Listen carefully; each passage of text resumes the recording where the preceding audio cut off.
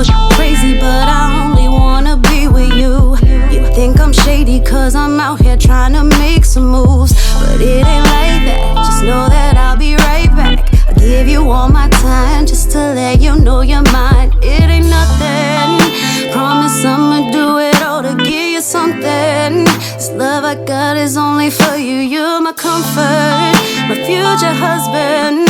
I'ma give you all my heart, yeah, all of it, yeah. Baby, I know that I gotta come fix it. You the only nigga that I be missing. Swear I'm coming home to give you the business. Turn off my phone, it can leave me a message. I'ma just cover your body with kisses, kisses. Rub your body down, you know that I miss it, miss it.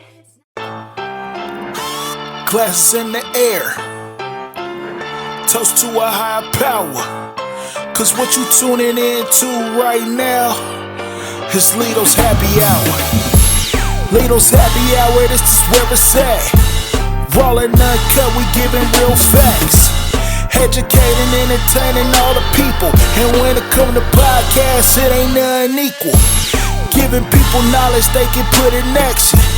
All the way authentic, we ain't never capping. Exclusive interviews cause we ain't never lacking. The other niggas talking and we bout the action.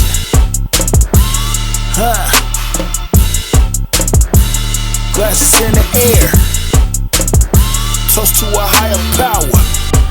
This is Lito's happy hour.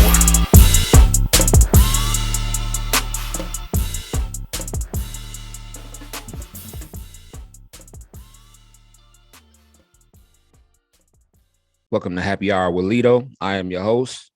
You know what I mean? Today is a special one. You know what I'm saying? Special one for me. You know, I got my bro on here, you know what I mean? Someone who has inspired me, you know what I'm saying? Man. Musically and other ways. Oh, man. You know what I'm saying? He's a legend, you know what I mean? In my city, and I'm sure he's inspired other words as well. My God. He's inspired other guys, other people, you know what I'm saying? My guy, man, L-MARR the Star.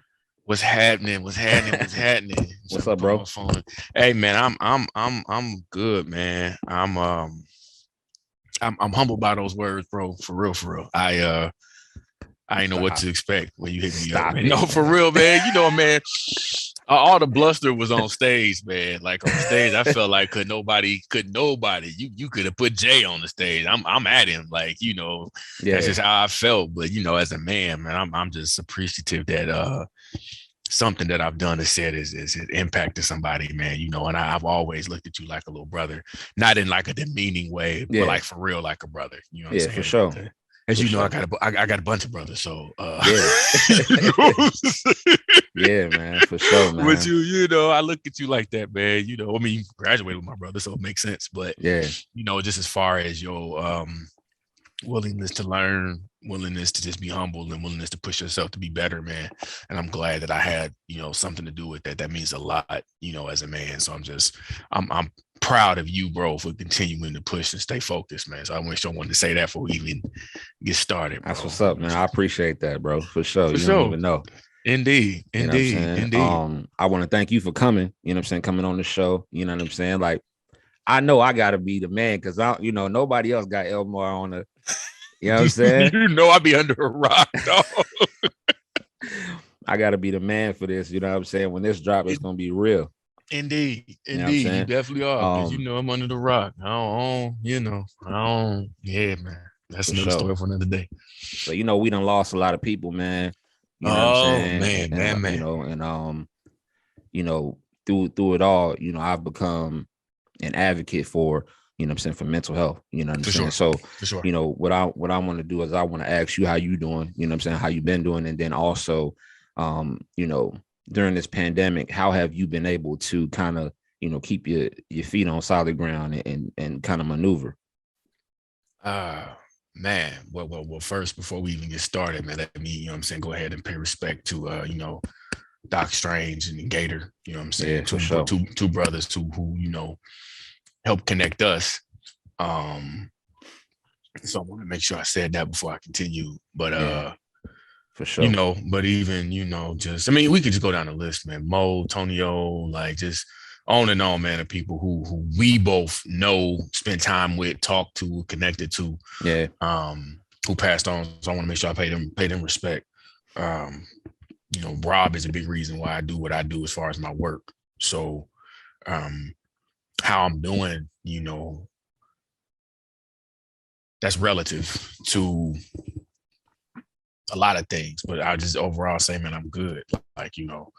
I'm growing, I'm learning, I'm maturing, I'm improving as a man, improving as a father, husband, whatever. I'm just improving as a human being, understanding the price of success is sacrifice, mourning the loss of a dream, you know what I mean? Because I didn't move down to Atlanta to be a therapist, moved down here to, do music and entertain and be an actor and be the biggest thing smoking. And it didn't manifest for me that way. But with that, the experiences I gained, the connections I've made, the people I've talked to, the rooms I've been in, the opportunities I've gained and opportunities that I've lost, have made me the man I am. So, to answer that question, anybody's question, man, I'm good. Like, I'm always going to be good. Because, I know I'm fulfilling my purpose, and that might not garner me the same accolades that I thought it would have had this conversation happen 10 years ago. But it doesn't change the reality of the truth is I'm at where I'm supposed to be at. There's no coincidence that today was the day me and you were able to connect this. This has been in the talks for a while, but things happen when they're supposed to happen. I believe that. Mm-hmm. And I believe that whatever we discuss today is going to be somebody going to hear it and need to hear it.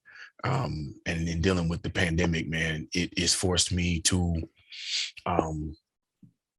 take a look at myself. You know what I'm saying? Really take a look at what I want out of life. Am I my own barrier? Who's in the way? And am I able to, and if I'm the one in the way, then how can I get out of my own way? And in that process, man, I've done a lot of recentering, recalibrating, and really just getting back to, who I am, and what I want out of life. I mean, I'll be 40 next year. So we've been at this for a minute. Yeah. Just being able to be at it and do it, is just a blessing, man. So, the pandemic, man, just showed me who I was. And that was good. Word. I agree, man, wholeheartedly with that. You know what I'm saying? This has been in the talks for a minute, and I think, you know what I'm saying, it was just like the perfect time. Like, we was both able to just like make the time, make it happen. So for sure. For the people who don't know you, you know what I'm saying? Talk about, where you from, a little bit about your background, where what high school you went to. High school. Oh man, you trying to go way back there. What college you went to, because you are an educated Black man. I am. Yeah, I am. I mean, shooting, born and raised, bro. Dayton, Ohio. Trotwood's my hood. I say it all the time. You know what I'm saying? I graduated from, Trotwood, Madison 21 years ago, which is mind-boggling to me. Tell me about it, bro. 20 years for me. I was like, I know, it's crazy. But I went to started out at Kentucky State on a track scholarship. Ended up in Sinclair for a year, where I met my mentor, Dr. Boyka Toy, and his son, Iman Toy, Small Eyes, and his other son, Dakona, was Awful Truth. Both, we all did music around the same time, and went to Wittenberg, where I graduated, bachelor's, and then moved to Atlanta to do music. And to be that time, I've always been working with kids, man, and working with people with mental health issues and things like that. And the job I was working, it was crazy. So I was trying to leave with the money I was making, which wasn't a lot, hindsight being 2020, but the money I was making, I couldn't make without a master's degree. So I ended up going back to school for counseling. Graduated from Argosy University 2017 with a master's in counseling. Became a licensed counselor. a certified psychiatric rehabilitation practitioner, anger management specialist. I could keep going, but that's what's up, man. We're gonna get into that because we're gonna talk about that for sure. Yeah, man. Oh, and I'm sorry, in between moving to Atlanta and graduating, I wasn't putting work. We put in work. Put in work. I meant to put the shirt on today, man. When it's in the wash, man. Put in it's work. In the wash. It's in the wash. Yes, sir. Work smarter, not harder. Hustle smarter. Indeed, you forgot about that time too. Yeah, hustle smarter, bro. Who were some of your? We're gonna get into your music, right? First of all, you know, I've always known you by, you know, L-MARR the Great. You know what I mean? But you went from you went to L-MARR the Star. You know what I'm saying? So what was the transition from the Great to the Star? What was the transition? Let's see. My dog is being temperamental right now. If you can't hear in the background, it's like nobody wants me to be great. Nobody wants me to be great. Like, yeah, oh, you got some going on, whatever, dude. Anyway, so I'm getting my son here to take care of it. But anyway,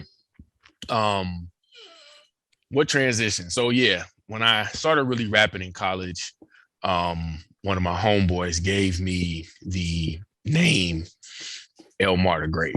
That's when I used to battle a lot. And that's, you know, 8 Mile was the thing. So I was freestyling and at Wittenberg, you know, it was unique. Like, oh man, you know, L-MARR the Great, L-MARR the Great. So that was kind of my name through college. And then when I graduated, my cousin Mark P, and Big Dre and all of them, we started this group called the Mad Rappers Coalition. And on one of the songs, my cousin was like, L-MARR the Star. And it just stuck. You know what I'm saying? So it didn't really be, it just stuck. L-MARR the Great was kind of like the battle rap, kind of the real kind of like ether, Nazi, you know what I mean? Dynamic, but like when you're talking about L-MARR the Star, that was kind of like my transition to actually trying to be an artist and performing and not just rhyming and freestyling, but like actually like trying to put the brand together. That's kind of in line with the whole put in work thing when we were hosting the parties and throwing the parties and all that kind of stuff. Like that's when it became more than just rap. It was like, oh, he sang a little bit too. Oh, he, you know, he act. Oh, I forgot he acts. Oh, he does this. So it's kind of like that process. Word. Speaking about them parties, man, you just made me think about something when we used to do the Springfield thing. Don't do that, Bill. Seems like it was yesterday, brother. Bro, for real, man. Those was I think about that like those times all the time, bro. Like this, indeed. We all came together and we just like, yo, and they didn't like it. You know what I'm saying? We was for a minute, man. For a minute, we had to, you know, they didn't like the fact we was coming to Springfield and we was able to, you know, make money. They was not with it. The Springfield dudes was like, not at all. Nah, bro. But you know what's funny? You know what's funny, man? We was promoting at that time. This is before we even called Joe up to do security and stuff. Like, you know, I went, you know, Wittenberg out there, Springfield or whatever. And he ended up, we kind of brought like a bigger city promotional style to Springfield. So I was up there every night putting flyers out. It got to the point where the police was calling me because my number was on the flyer. They was calling me like, yo, who gonna pick up all these flyer type things? So what ended up happening was I had to go, why can't I think of his name right now? Moan's brother. Okay. His older brother, the one who graduated with me. Yeah, I know you're talking about. His name right now. That ain't gonna make me mad. Watch me remember as soon as I get off of here. But he was already up there doing what he was doing. You know what I mean? It is what it is. So we went up there and he kind of connected us to the guys who mattered. Right. And it's funny, one of the guys who we ended up becoming real cool up there during that time, we had actually got into a situation at Wittenberg. So like to go from having like this situation to like us being cool, because he came in and like the first 2 weeks that we was throwing the parties, I was like, oh no, man, let him in. He good. Because I knew if him and his crew was all right, we wouldn't have some of the problems. Yeah. You know what I mean? And so like I've always learned when you go in other people's cities, you go in other people's hoods, you go in other people's spaces, like you gotta show love, pay respect. You gotta show love. You gotta, you know what I'm saying? Like me getting this dude a bottle, me getting this dude a drink, or him letting him and a few of his friends in for free, that minimized the drama that would have came. Now, don't get me wrong, it still was some drama, but drama it could have been, especially how Springfield was at that time, and how Springfield and Dayton's situation was at that time. It could have been like a million times worse, but like we was able to navigate that because like I've always understood like, yo, I'm just visiting. Like I ain't from here. I'm just trying to make some money, trying to have a good time. You know, let's all kick it. Let's have a good time. Let's party. I think that's why we did as well we did for as long as we did. Yeah. Because you know we kind of made those connections. So yeah, man, it was one of them times. Man, again, it don't seem like it's been that long ago, but like it's one of them times where you just look back like we became. I think people still talk about that time up there. Yeah, like sure. I've seen people like I might wear the shirt, or I've seen some people I'm still cool with in Springfield, and they like still talk about Wet Wednesdays. They still talk about that. Like one dude, he was like, man, I was locked up in the county jail, but the county jail was like you could see the parking lot. Yeah, it wasn't far. He would sit out. He said, I could see y'all while I was locked up. And I just knew I wanted to get out there and kick it with y'all one time. That's crazy. Like stuff like that I be remembering, bro. Like, you know, and now it ain't even there no more. It's a hospital. But like the fact that like I went up there for something at Wittenberg. I think to speak at Wittenberg or something like that. And it was like just to see drive past and like see it not even be there no more. It's just like that's crazy. Yo, but yeah, man, it's one of them things. Word. So who were some of your musical influences that made you want to rap? Nas, AZ, you know, Wu, Biggie, Pac. I mean, I could just run down Mobb Deep, Roots. Like it's just on and on, bro. Like who? I honestly, man, I'll say like you know, people who I knew though, like Iman. You know what I'm saying? Because he was like already doing music and doing shows and doing stuff before we actually made it a thing. You know what I'm saying? So he was performing. Actually, my first performances, they was in the church and they was at Sinclair for like Kwanzaa nights and stuff like that. I remember Rob Dejanay freestyling at football games with Trotwood. You know what I'm saying? So like Rob made me, you know what I'm saying, with somebody who I knew. I remember getting DeMarco CDs when I was in college. I Kill, one of his singles, I got it at Fly City, you know what I'm saying, that year. So like from people in the city, with Tune, was it Tune? That's the name of them? Tune? Yeah. Like different city groups made me know it was possible. You know what I'm saying? Then my cousin, you know what I'm saying? My cousin, you know, Mark P, whatever, like he always was recording and doing shows and you know, pushing it, man. So like, you know, him, you know, Big Dre, my boy Dev, like, you know, just Tim and Dean, you know what I'm saying? Ill Poetic and Young Zone, like they, outside of the bigger people, they were people who I knew who was doing it. You know what I'm saying? And even if they weren't doing it like on like a major level, like they still was doing it further than I was at that time. So they always, I'm sure there's more if I really sat there and broke it down. But those off the top of my head. At school, right? Mm-hmm. What was the name of the dude that they said he was about to get signed by? Oh man, I know exactly what you're talking about. Def Jam, Spidell, John Spidell. John Spidell. I haven't seen him in forever. I wonder if his music, you know what I'm saying? I haven't heard his music or nothing. Never. I don't think anybody did. I remember they announced that he was in school. Yeah. And everybody's like, ah! Yeah, I remember that. Yeah, bro. Yeah. I forgot about it. I might have to try to look up, you know what I'm saying? Some of his, I don't even remember what his rap name was. Johnny Bravo or Johnny Blaze? One of the two. Word. One of them two. I might have to check it out, bro. Mm-hmm. So talk about some of your like your fondest memories and dating when it came to like when you start getting noticed like musically. Oh man, so many, bro. I'm gonna speak on one. Speaking of people who passed away, I want to, like I said, talk about Tonio, man, Big Tone. When I used to go to MJ's and help OPZ, like I would host for him whatever now and then, and he'd give me a drink or give me some money to get some Waffle House or something. You know what I mean? Just trying to get out, get my name out. And they were doing, I think, this thing for the Source. And they knew me already just because, you know, everybody knew to put in work shirt. I would wear it everywhere. I was always out. I was always somebody's face trying to get on. And I did this song. I actually wrote it to, you remember when GTC had that first CD and they had that song Go? Yeah, bro. Listen, I've been trying to get that first CD from the dudes. It's somewhere. I don't know where I got it in my house somewhere. But I wrote a verse to that beat.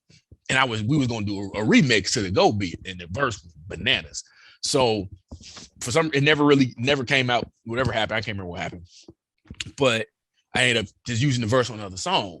So I did my little show. And if you remember when Mo, rest in peace, Mo Beats, he used to put together the show CDs, and I recorded a lot of songs one day because he used to do this thing where you could get like a 12-hour block for like $500. Yeah. And so me and Rob, I listened to it again. Golly, that's crazy. I know it's crazy. He and Steve came through too. Damn. He gave me we was in there to record this record. So we made a show CD, and this verse for the Go was on there with another beat. And I murdered the thing. I'm thinking, you know, but you know, I'm still a rapper. So I'm not like the other people got little hits and songs and bop, and I'm spitting. Yeah. So I get off stage and Tone was like, "More. That's the one, big bro. That's it right there. That was nice, bro. I ain't never heard, man." And every time he would see me, every time he would talk to me, bro, I remember that one time I saw that.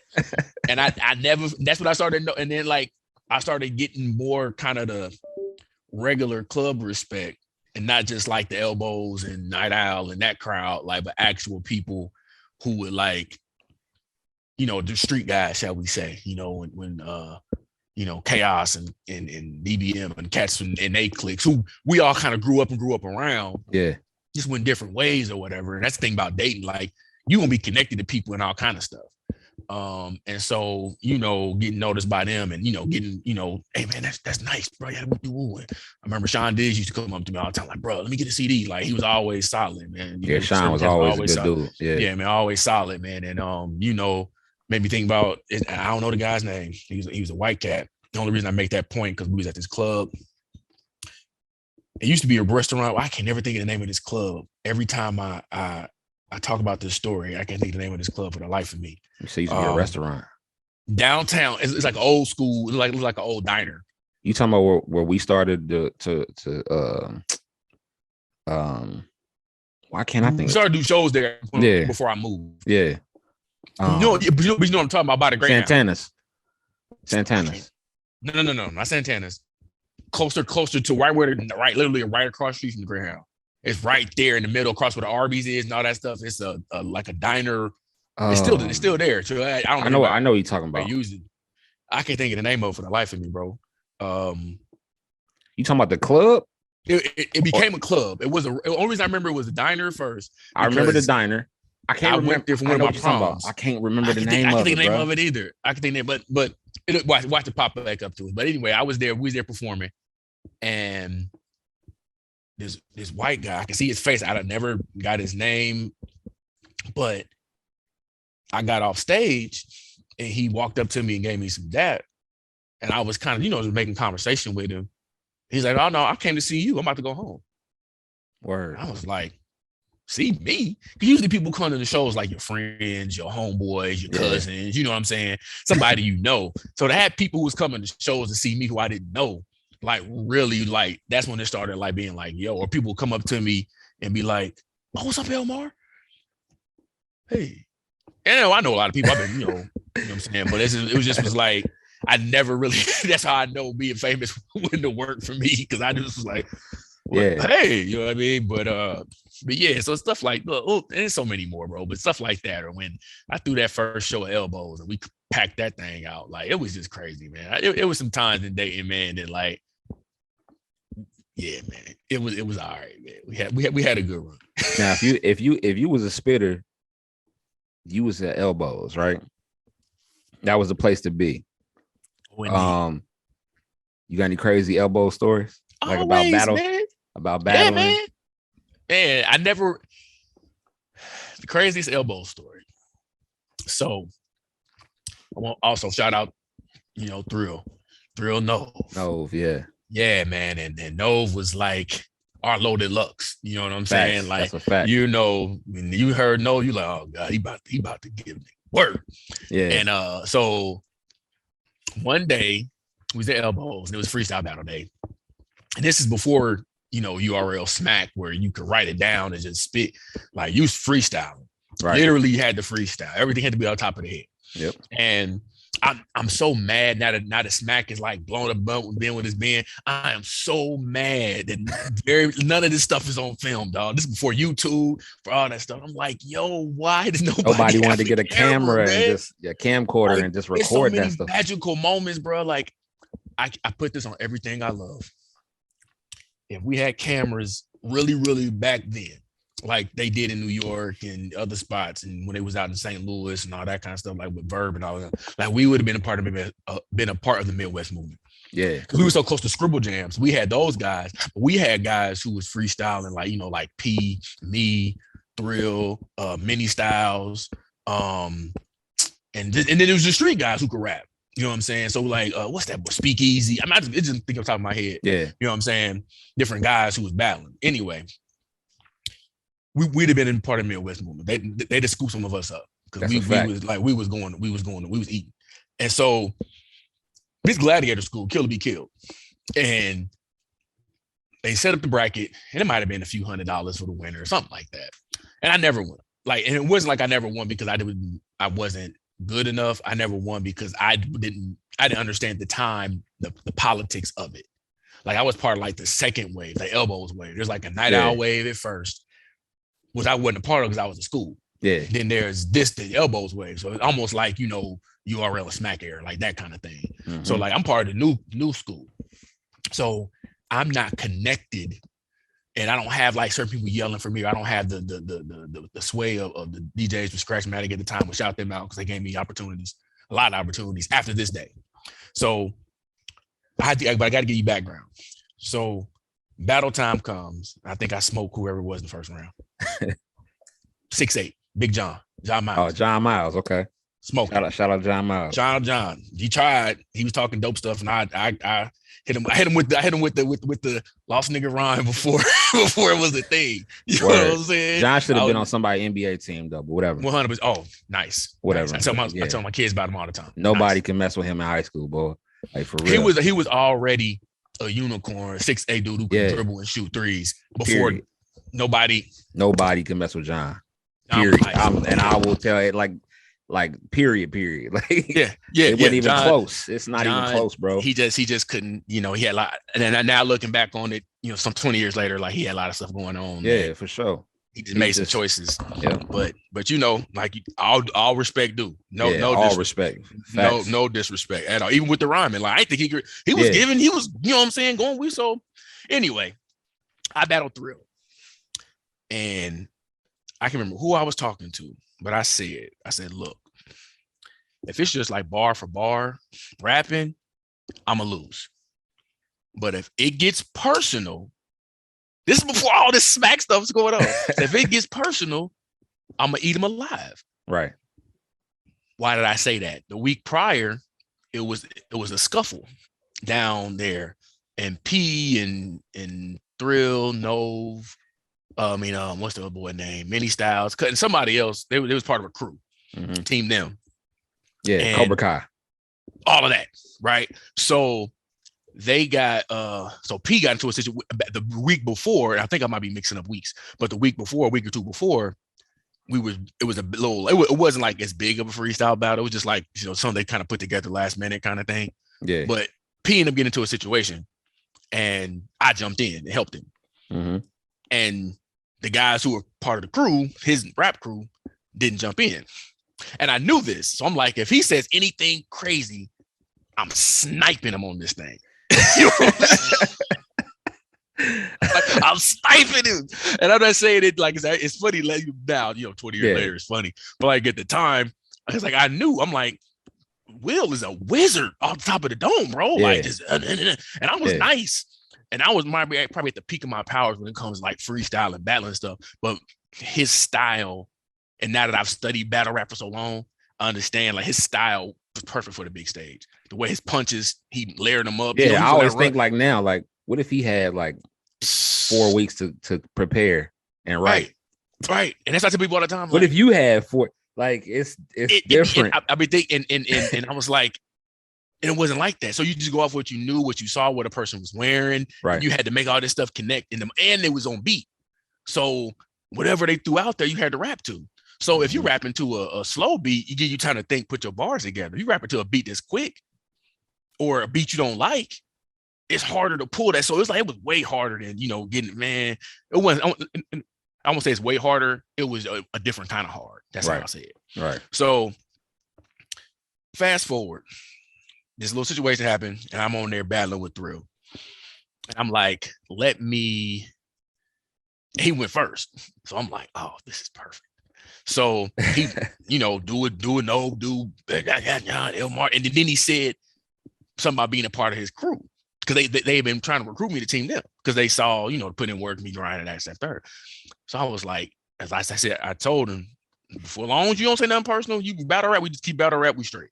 Yeah. You go personal, I'm gonna go personal too. Because I had this in my back pocket. Right. He was ready. He mentioned the last bar was like something, that's why you won't be part of the team then, something like that. And I was like, I got you. And I let it fly. You ain't got no scraps on your hands. We'll just talk about how he was getting down with the fight. Yeah. And like look at him emotional. Like he was mad. Like he was like, so the crowd, it was only one round and it wasn't like it was like 2-3 rounds. Yeah. Even crowd both. So it was even when they did the, who won the round. Win again. Now he's not as precise because he's a little flustered. He's a little mad that I pulled this out my back pocket. Yeah. So I hit him with it again. Same thing. Crowd even. And they was like, one more round. And I'm like, ready. Like, yeah, I got more, but this is easy. You know what I mean? But long story short, man, they gave it around to him because they couldn't keep. We could have went. It's one of the time we could have went all night. Yeah. Like, and that's when I was like, even though I didn't win, I won because I knew E-Dubs was another one. Let me shout out E-Dubs too. Yeah. I forgot about he was our Eminem. But we and I feel like E-Dubs beat Thrill in the finals, something like that. But regardless, man, I was never one to get like the judge's decision, but people knew what it was. People knew what it was. And after that, they started like, that's when I went from, I still was L-MARR the Great because they started calling me the grand opener because Art was there. I seen Art not too long ago when I was in the city, chopped it up with him for a minute. And every time somebody would come in, they would bring in different little underground rappers or whatever. Or somebody would get like a show that night. He'd be like, hey man, you want to open up? And they got to the point where they was like, I was like, how long I got? And what the Commandos? Oh yeah, He was like, yo, I was like, man, how long I got? I don't want to step on y'all toes. He was like, man, do your thing. I did like a 45-minute set, bro. 45 minutes. You wasn't playing. Man, that back then, and they was rocking, bro. And that's the thing, like performing. I ain't saying this in no hate, shape, or form. When it came to performing, there wasn't too many. That's why they stopped letting me open up for people. Cause like,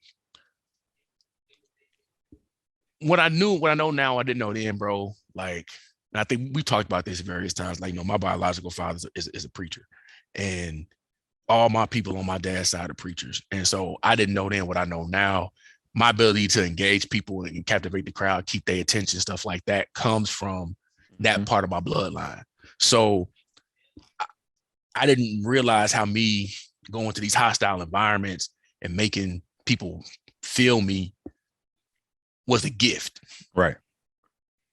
I just wanted people to listen to what I had to say. It's the only reason why I started rapping, because I had something to say, and I wanted people to hear what I had to say. It wasn't until I started getting into the business of it that I started shifting my intentions. But my intention was always to say something that people cared about, because that's what I look like. There's a reason why I have a client whose name is Nasir. And I said, man, do you know where your name come from? Yeah, my mom liked this rapper, but I've never listened to him. He like 13, 14 years old. Yeah. You ain't never listened to no Nas? So every time we meet, I play a verse of Nas. I play a verse from L-MARR. I play a verse from, just so you know why you name what you come your up name under. Means something. Yeah, exactly. Sure. And he's like, man, if I was your age when he just came out, I'd have listened to this too. Stuff like that means something to me. You know what I'm saying? So like when people like you and other people and like my cousins be like, cuz, man, I still listen to that City of Flight joint, man. Like, woo. Like, yeah, I didn't get the fame that I wanted, shall I say, but I changed the people's lives, or I helped people get through a hard time, or somebody saw me on stage and was like, man, that guy was good. That was, I didn't waste my $5 today. I saw somebody who made me feel good about whatever it was I was doing. Like, that means a lot. So like I said, so many stories, bro, man. And the more I talk to you, the more I'm thinking it's going on memory lane. That's the whole do a part thing, 2 with me, dog. Yeah, like, we will. We definitely will, for sure. Because that's one thing I wanted to say. Like, when I saw you perform,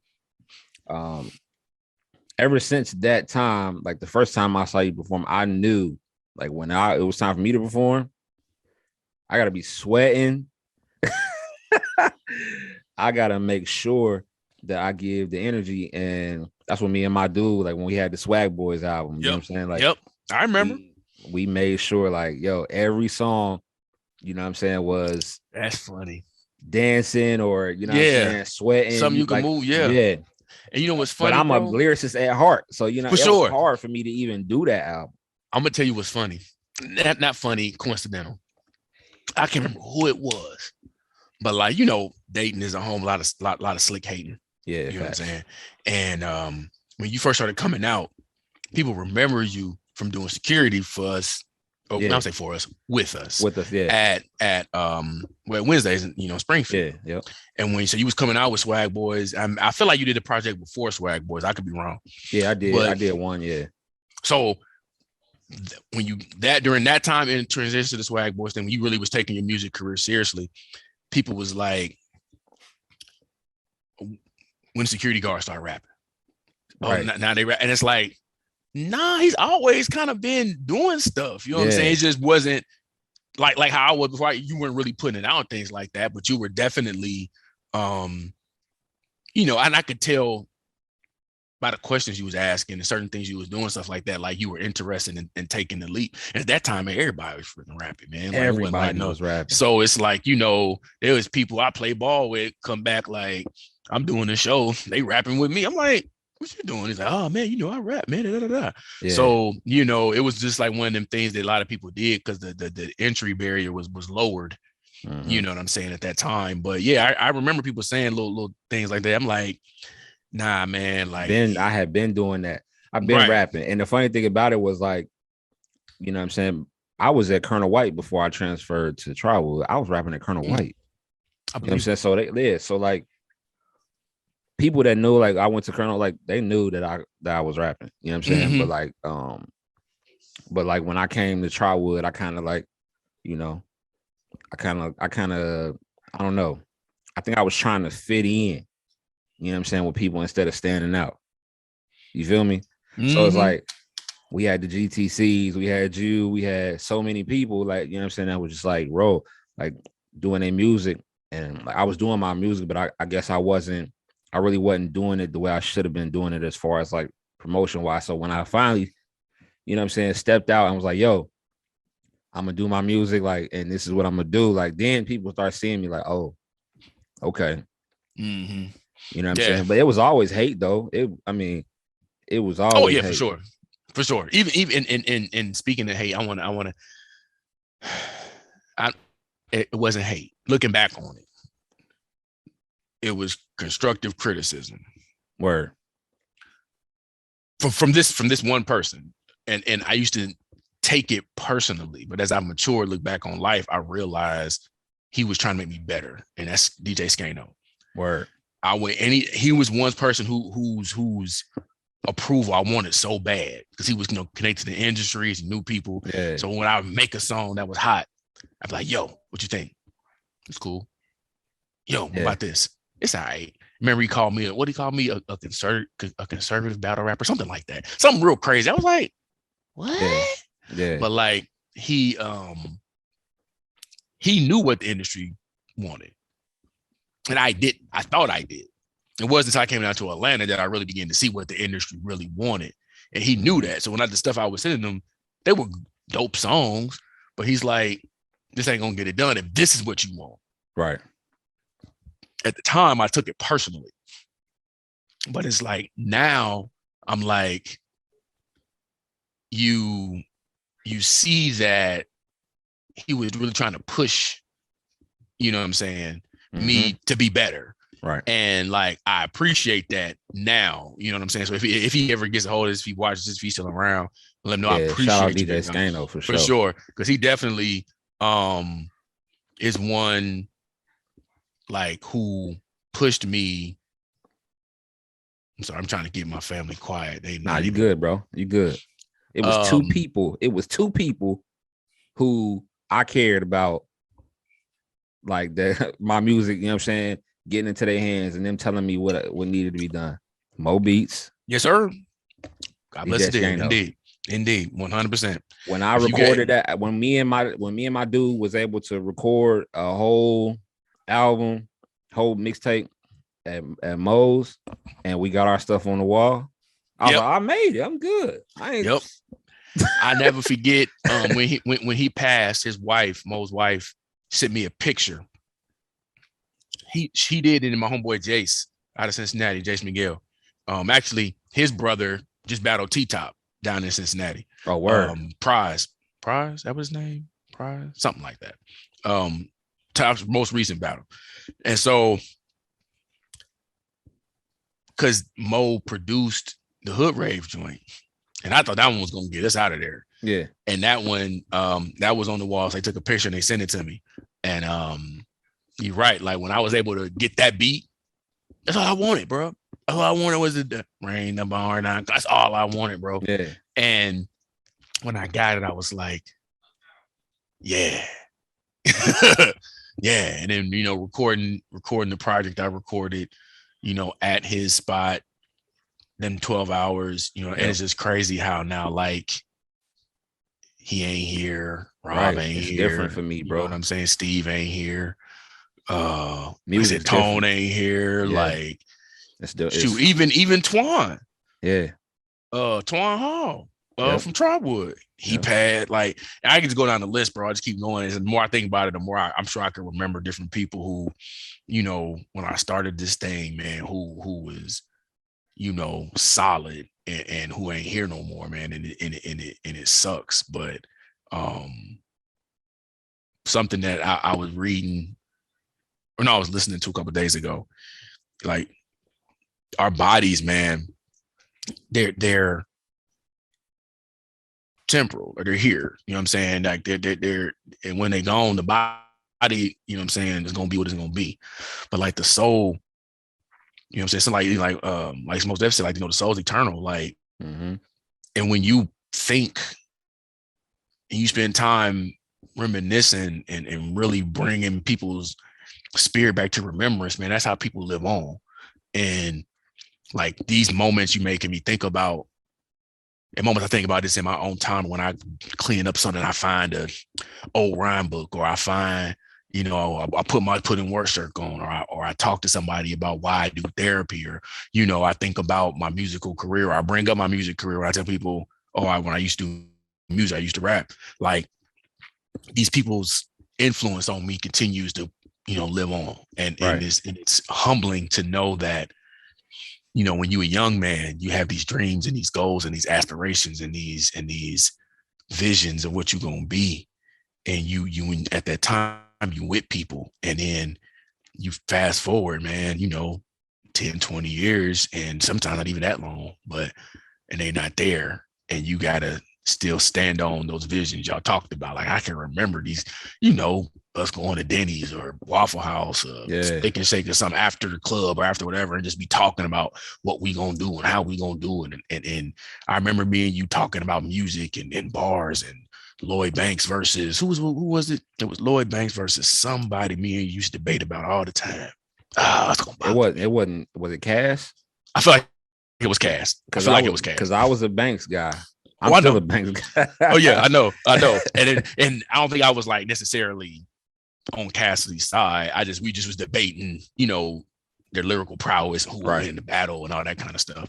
And just saying like those moments, man, or you asking me how you performed and vice versa, and just like Coyotes and just those moments, all those kind of things that helped forge a bond that, like I said, we didn't really kick it in high school like that. I mean, it wasn't a thing. So just say like there are people who I sat with every day who I don't talk to, like who don't check on me, who don't ask how I'm doing, you know what I mean, like you do. So stuff like that only comes from grinding with somebody, being in the trenches with somebody, knowing what a person's true worth is and who they really are, and testing their metal and really knowing like, oh, if it go down, this guy gonna stand with me. Yeah, facts. I never forget.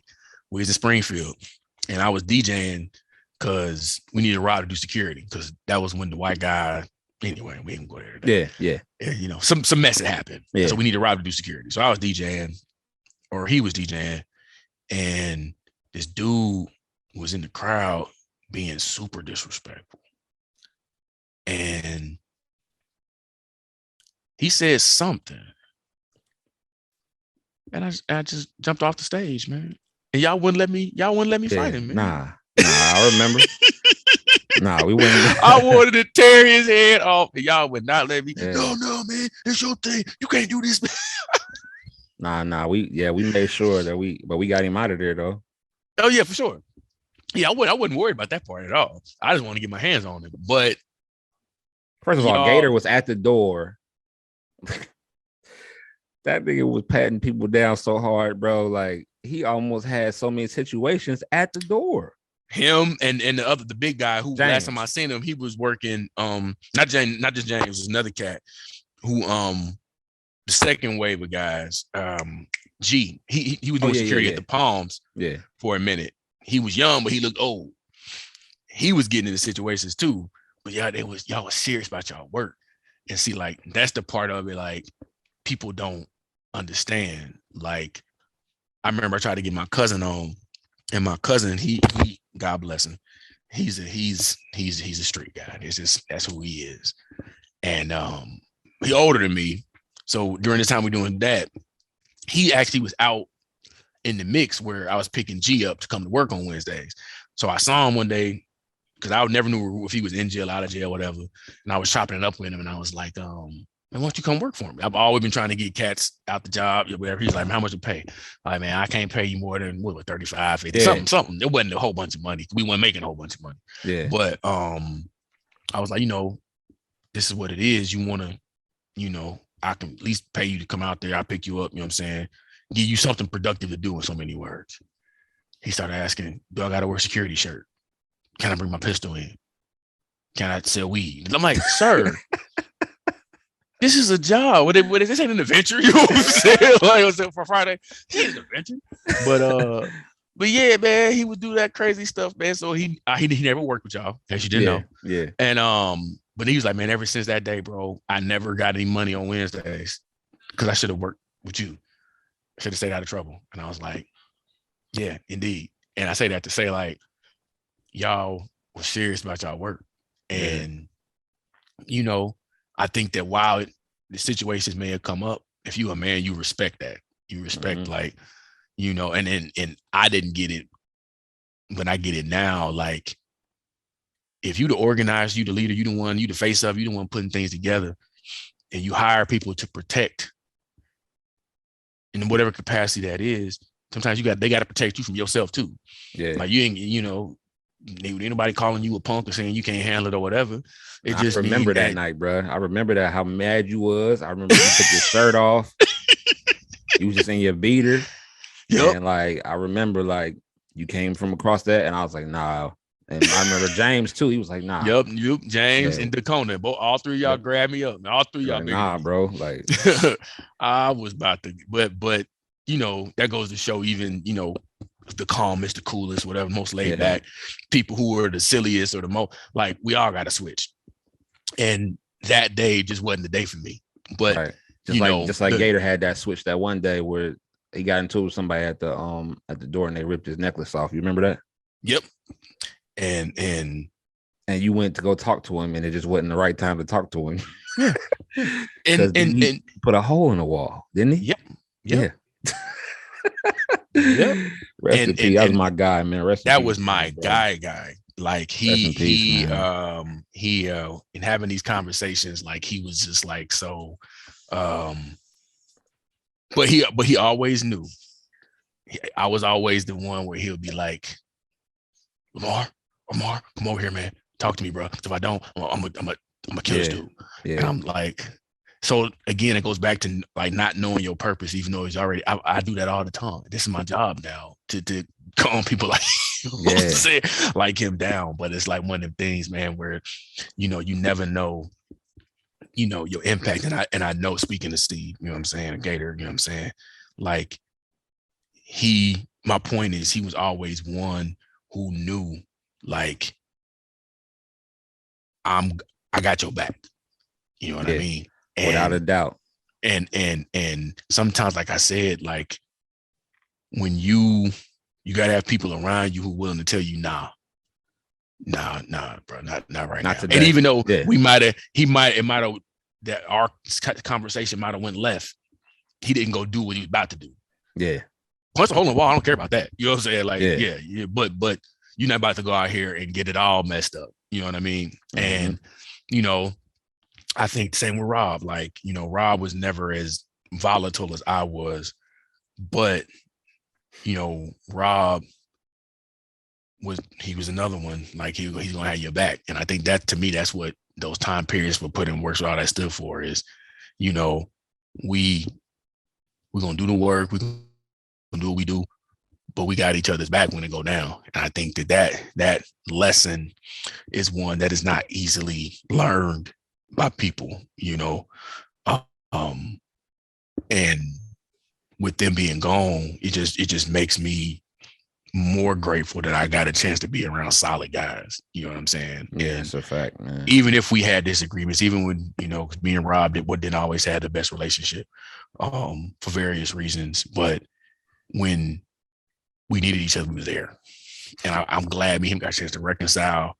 I'm glad me and him got a chance to kind of, you know what I'm saying, be brothers again before he passed. And that I'm at peace with that. Not with his past. I'm never going to be okay with that. Yeah. But, sure. I'm at peace with the fact that we didn't end on bad terms. Like, when he passed, we were brothers, and that's how I wanted it to be. And same with Steve. Me and Steve never really fell out. It was just Steve, was moving around with his job and stuff.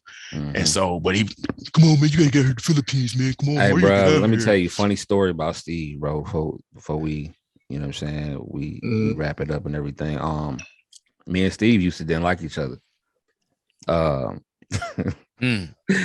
it was over a female, and like we were young and.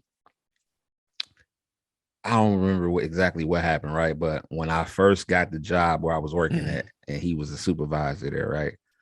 He seen me, he knew who I was instantly, right? And and I seen him, and I knew who he was instantly, right? And we didn't even I think we looked at each other, didn't speak, was kind of, I'm looking at him, he's looking at me, and our trainer. Him and Steve was real close, right? So he would come in the room sometime when we, when we was in training and stuff like that. And I think one night, we outside. Now we were working we were working for Sprint at the time, right? Sprint call center in Fairborn, and they had a club that was literally right next door to it. Yep. Man, we got out of there one night. Yeah. And this racist guy came outside and he was just talking crazy to everybody.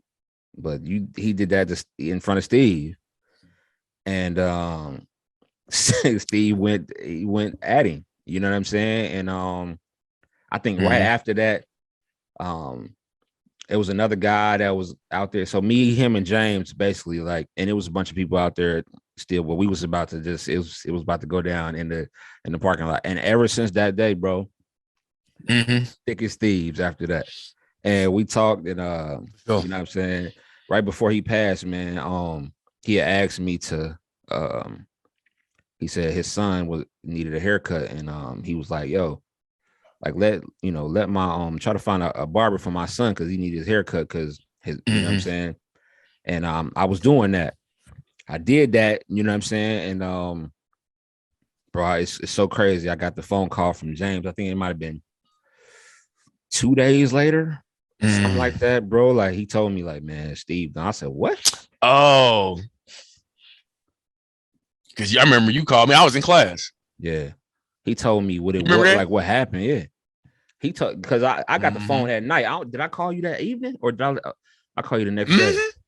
I was in class because I was in evening classes. Yeah, I was driving. I was driving home, and James called me. Probably was like 9 or something like that. I think 8 or 9 o'clock. And he told me, I was like, what? Bro, I had to pull over. You know what I'm saying? And then I was like, then I got to call L-MARR because I know he don't know. And yeah, bro, that was in class. I never forget. Yep. Yeah, because you feel like I was in class or at the computer lab, something like that. But I stepped away. I was in the classroom by myself. He was like, man, I need you to sit down. I'm like, what for? Yeah. You know what I'm saying? Like, what you talking about? And yep. You told me. That was crazy. And just like, the way it was described to me about like, bro, if he was here, he would have been alive. Yeah. They just didn't over there. And that make you think too, like when you move to other countries and stuff like that, when they don't really deal with some of the things that Americans deal with as far as like allergic reactions and stuff like that, they don't really know how to treat it the way that they should, you know what I'm saying? Or the severity of it. You know what I'm saying? And bro, he was sitting there, you know, basically suffering. You know what I'm saying? Up until it was too late. You know what I'm saying? They tried to give him 2 EpiPens too late. Like, yo, y'all could have been got him that. Right. Yeah. No, he'd have been straight. Yeah. Yeah. Yeah. It was too late, bro. And man, they had something here for him. But his body wasn't here because you know his wife over there. Yeah. Wife was out there. But I did get a picture of the of like what his grave. I'm gonna have to send it to you. Okay. Picture of what it would look like. It's nice over there. You know what I'm saying? That's good. But yeah, last question, bro. For sure. Let's take a right turn. Talk about a little bit about, you know, what you do now, you know what I mean, the career path that you went on and the fulfillment that you get from helping the kids that you do. For sure. Well, I mean, I've kind of alluded to it a bit throughout, you know what I'm saying, the course of this conversation, because I don't feel the experiences are separate. I used to try to separate my rap from my counseling and all the stuff I'm doing. But like I've said a few times, and I'll continue to reiterate, I wouldn't be as good of a counselor and trainer and consultant and stuff that I do now if it wasn't for my experience as a rapper. You know, my ability to adjust in the moment comes from, you know, freestyle battling against somebody I've never met and having to examine this person or pay attention to something they said in another round of a battle tournament and then use that against them. And, you know, I had to do that over and over and over and master that skill. You know, my ability to put together curriculums and sessions for clients, I put together songs, you know what I'm saying? The activities I do with some of my clients, I do it because I know how to put together stuff creatively. I know how to take an idea from an inception and take it to its fruition because I could take an idea for a song off a beat and turn it into something. Like these are all skills that I've now learned and mastered, and now I'm able to use it in the field that I'm in. So I just want to make sure I let people know that, like, you know, we're not failures or we're not, you know, anything like that because we didn't get, like, I ended up signing a deal. It was, you know, a little indie deal. I said I was going to sign the deal and I did. Like sometimes the goals you make and the goals you achieve aren't always Shout out Germ for that. But the goal, they're not always what you want them to be, because you don't know what it is you're here to do until you do it a lot of times. But I'm a therapist. And I've always been a therapist. Like I just said, like I've always had people who, like I'm the dude who people come up to in the store and start talking to. Like while I was finishing my master's, I started bartending, and that's counseling 101. Like, people come up to you to tell you their life, and I'm bartending while I stopped drinking. So, just to show you how funny life is.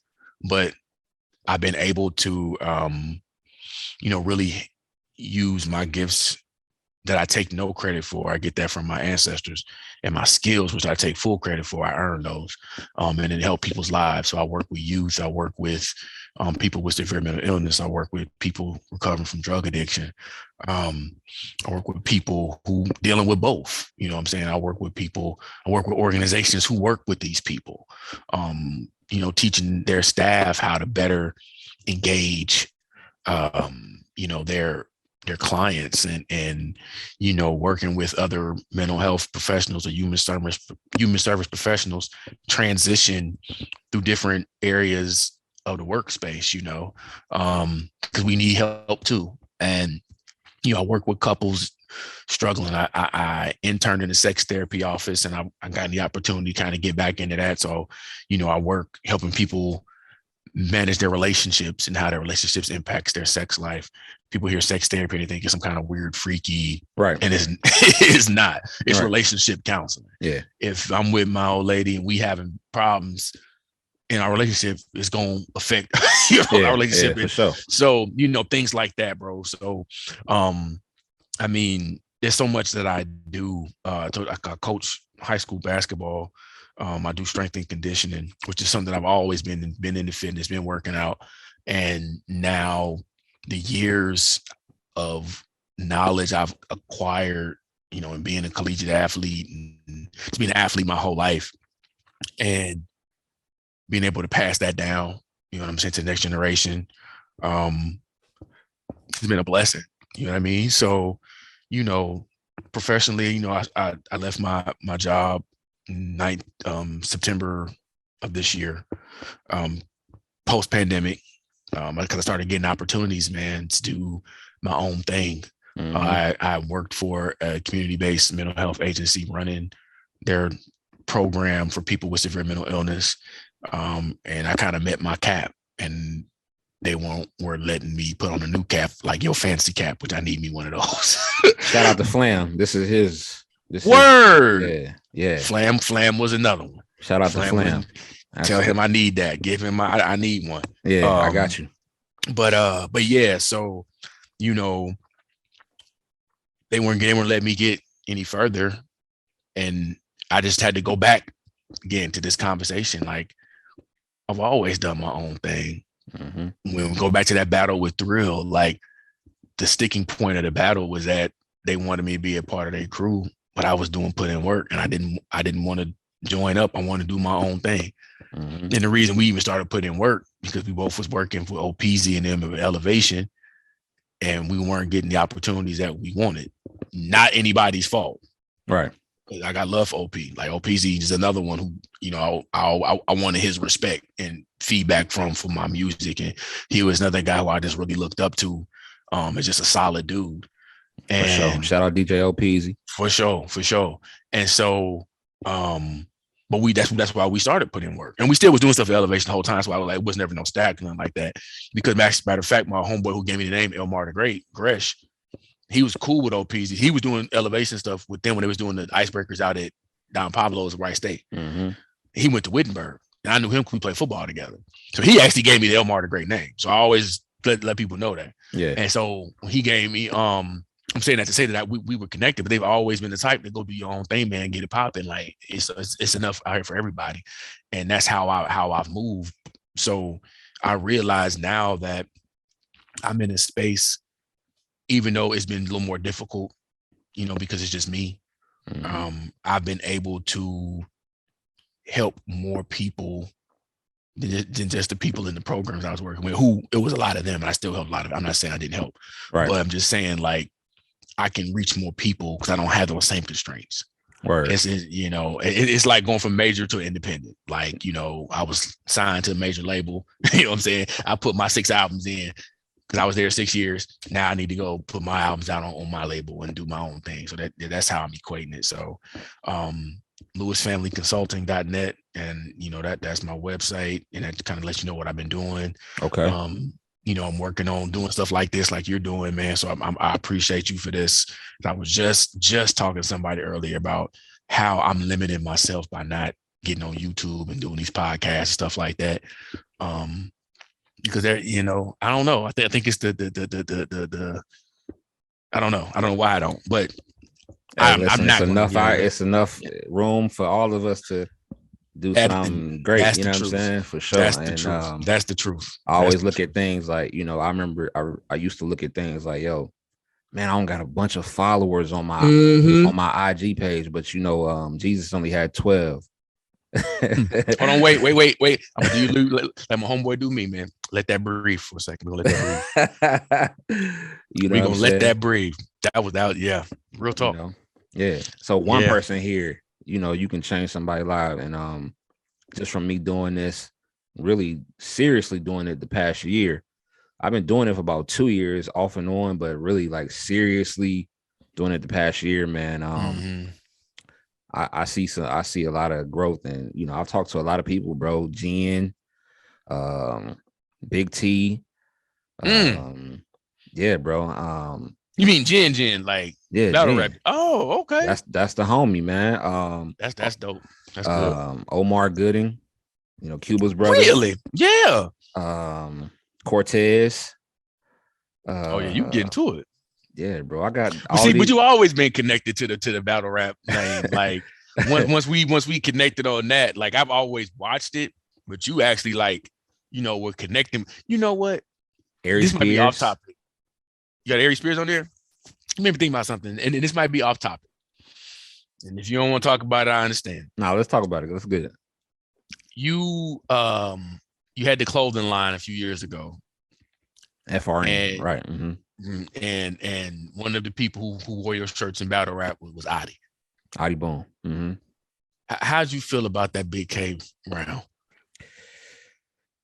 Me and Adi still cool. Okay.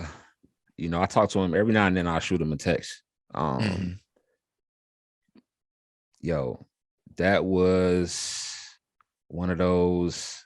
It pretty much stopped his battle rap. I mean, you know what I mean? Whether he was guilty or not, you know what I'm saying? Like, it was just the fact of the paperwork and make people will see that, and then it's automatic. You know what I mean? They go automatically think like, oh, that's real. You know what I'm saying? Big K structured that perfectly.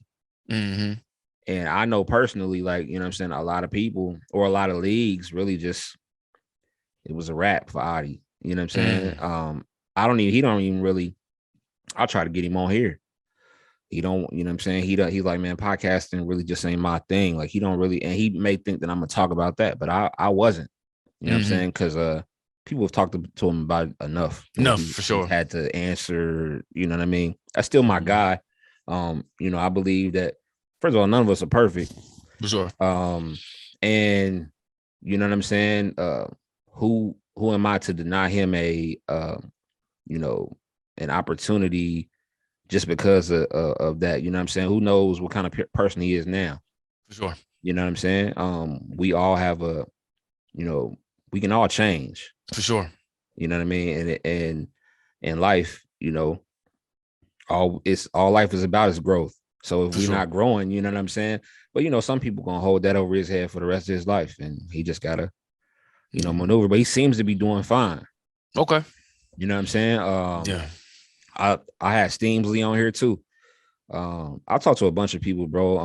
I mean, the list is crazy. Well, I'm glad to be a part of that. Be a part of that number, man. That means a lot. I mean, it meant a lot anyway. But it's just the fact that you've had people who, I've watched on film, and I've admired their craft and their work, and to be included in that, and for you to even deem some of the stuff we've done in the city as important enough to be on the same platform, man, that means a lot. Cause like, you know, I think for Dayton Rap that I was involved in, I don't know how it is now. I'm not even familiar, but man, I'm not either, bro. That's then that's the point. Like, to my point, like, we just wanted our place. You know what I mean? We wanted to be whatever that was, whether that was battling, whether that was doing music, whether that was whatever. We just wanted our place, and I just feel like, you know, some of us, even when I moved to Atlanta, man, there's a lot of guys who moved down to Atlanta and it just didn't really sustain, you know. But thankfully, through this gift that I've been given, man, I've been able to utilize. And like I said, I had some, you know, I was hosting the Beast Battle for years. So I bumped shoulders with big dogs. Yeah. Been in the studio with big dogs. But, you know, it just didn't turn out that way for me. But I can say Kanye listened to my song and gave me a double play on one of my records. He might not remember that. He's Kanye, but I remember it. You know what I'm saying? I remember, you know, being in the studio with groups who turn around and get a deal, or being at a show with a person and turn around and on a movie. Like, I can remember auditioning with people who I've seen in movies and bumping and going out, bumping into people, and be out with my family, and they're like, "Oh, L-MARR, what's up, man?" Like, that stuff to me, you can't put a price on. But I think more important than that, and just related to the Adi situation and whatever the case may be, that I stayed solid. You know what I'm saying? And can't nobody here in Atlanta, back home in the city, throw no dirt on my name because I wasn't solid. You know what I'm saying? I'm that's how I came up. That's the era we came up in. And even if I didn't really rock with you, I wasn't gonna let nothing happen to you because I just built that way. And I think that, you know, more importantly, I wouldn't, if I wasn't solid, I couldn't have a conversation with a solid brother like yourself. You know what I'm saying? Because we just don't move that way. That's not how we built. People say what they want to say about Trotwood or whatever. Yeah. But like, the Trotwood we came from, if you wasn't solid, we wasn't fooling with you.